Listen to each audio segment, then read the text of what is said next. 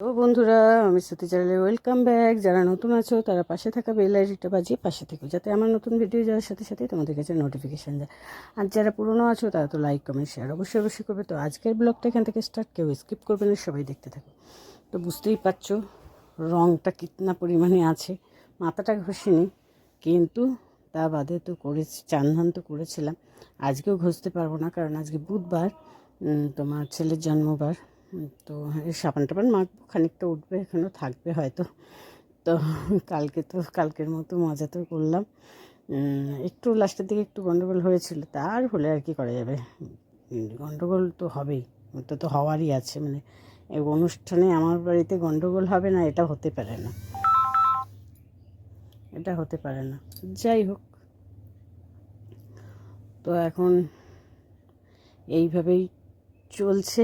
সকালবেলা উঠে ফ্রেশ হয়ে এদিকে তো তোমার কালকে গ্রহণ লেগেছে, সেই সব তোমার সমস্ত কিছু ঠাকুরের জায়গা পরিষ্কার করতে হবে, তারপর পুজো দিতে হবে।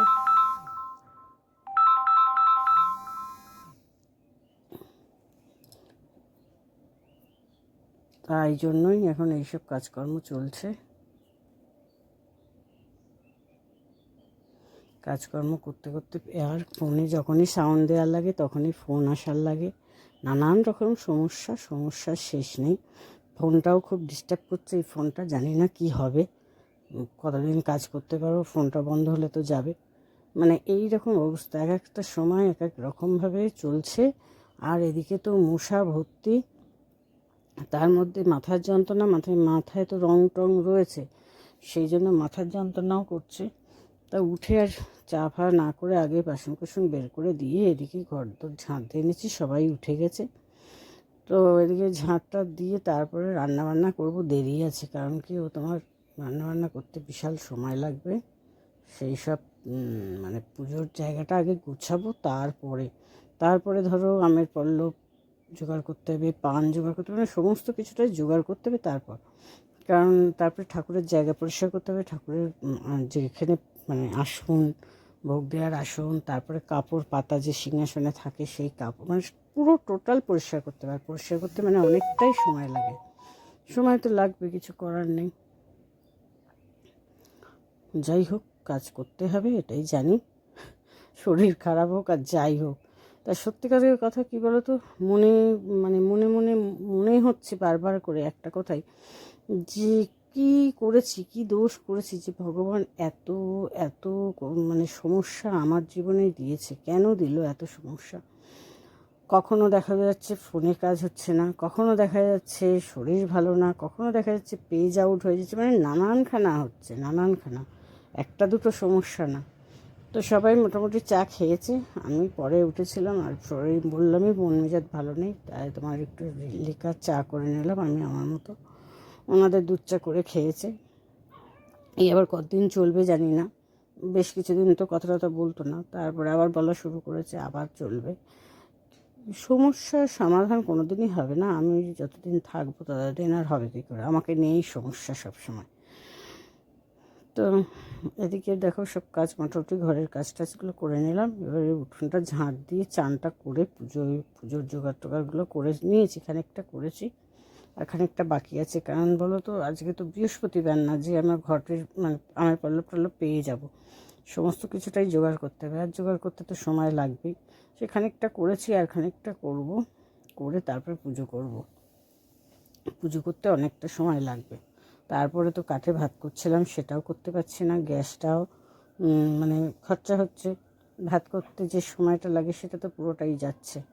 তো দেখো বহুত কষ্ট করে, মানে অনেকক্ষণ 2 ঘন্টার ওপর পুজোয় বসেছিলাম, সেই সব গুছিয়ে টুছিয়ে উঠলাম। এইবার একটুখানি সিঁদুর টিঁদুরগুলো পরে সাবান মেখেছি, তাও রং ওঠেনি। চেষ্টা করেছি তোলার, ছোবড়া দিয়ে ডুলে ডুলে, তাও দেখো গলা টলা এখনও রং। আর এদিকে কিচ্ছু করব না, ঝটপট করে এদিকে ভাত বসিয়ে দিয়েছি। আর এদিকে তোমার উচ্ছে আলু পেঁয়াজ ভাজবো, আর ডাঁটা দিয়ে পোনা মাছ ঝোল করবো, ডাঁটা আলু দিয়ে একদম হালকা পাতলা করব। কারণ হোলি ফলি মানে একটা অত্যাচার হয় সবার বাড়িতেই কম বেশি, খাওয়া দাওয়া হেনা তেনা হয়। তো না, আমি তো স্রেফ ভাত মাংসই খেয়েছিলাম, তাও তা বুঝতেই পারছো হোলি মানে তো একটু অন্যরকম। তো যাই হোক, 3 পিস মাছ আছে। আজকে এমনি দোল বলে ছুটি, হোলি বলে। কালকে ছেলের পরীক্ষা আছে, তো দেখা যাক কাল কী রান্নাবান্না করা যায়। আছে অনেক রকম, কিন্তু বেলা হয়ে গেছে বলে আজকে আর আমি বেশি কিছু করলাম না। মাছগুলো ভেজে নিলাম, আর খিদেও পেয়ে গেছে, সকাল থেকে টিফিন কিছুই করিনি। তাই এদিকে দেখো একটু পেঁয়াজ দিয়ে দেবো, আর দিয়ে এবার আলুগুলো একটুখানি দিয়ে দেবো, দিয়ে নেড়ে চেড়ে, আর তোমার জিরে গুঁড়ো, ধনে গুঁড়ো, লঙ্কার গুঁড়ো, হলুদ গুঁড়ো, লবণ, সামান্য চিনি, এইসব দিয়ে মোটামুটি নেড়ে চেড়ে, আর আদা রসুন একটু অল্প অল্প দেবো, বেশি দেবো না, কারণ ছেলেটারও পেটটা খারাপ, পায়খানা করছে, 2-3 বার করেছে, তো সেই জন্য আর বেশি রিচ করবো না, একটুখানি নেড়ে চেড়ে জল ঢেলে দেবো।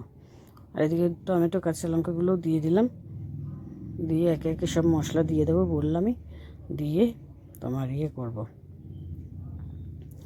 ফটাফট মশলাপাতিগুলো দিয়ে নিই, দিয়ে জল ঢেলে দেবো, তারপরে হয়ে গেলে খেয়ে নেবো তাড়াতাড়ি করে, কারণ কি সকালে টিফিন খাইনি, কেউ খায়নি, ছেলেও খায়নি, আমিও খাইনি।